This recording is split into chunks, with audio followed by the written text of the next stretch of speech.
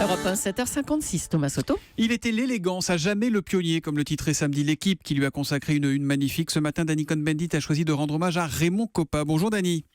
Bonjour Thomas. Alors pour commencer, on vous sait gourmet du foot, c'était qui Kopa pour vous ? Alors Thomas, à 11 ans, je jouais dans l'équipe des Benjamins du CAP, du Cercle Athlétique de Paris, et évidemment Raymond Kopa était une de mes idoles.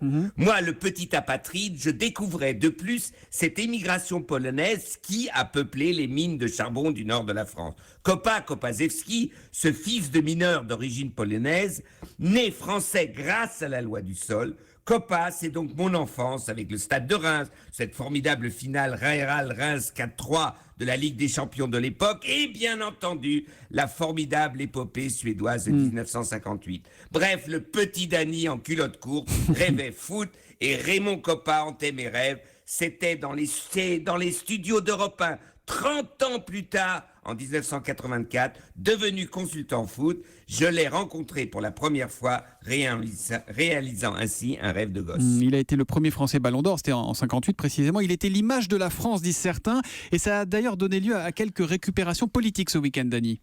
Il était l'image du football multiculturel de l'époque. Raymond Kopa Kopaszewski, Marian Wisniewski, Roger Piantoni, Mustapha Zitouni, Tadej Sizowski et évidemment Juste Fontaine, Robert Joquet.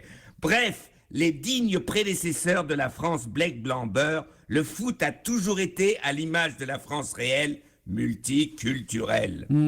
Robert Ménard, le maire de Béziers, a tweeté « Raymond Kopa est aussi le symbole d'une immigration qui s'intégrait, qui choisissait la France et la francisation sans hésiter. » J'en ai marre, j'en ai assez de ces phobies identitaires. Je dirais à Marine Le Pen, Brigitte Bardot a hanté nos fantasmes d'adolescents, mais ce n'est pas la France. Et Rob Kopaszewski, ce n'est pas une migration. La France du foot, c'est Kopa, Platini, Zidane, Thuram, Deschamps, Pogba, Griezmann. Oui, une France multiculturelle, je me répète et je radote.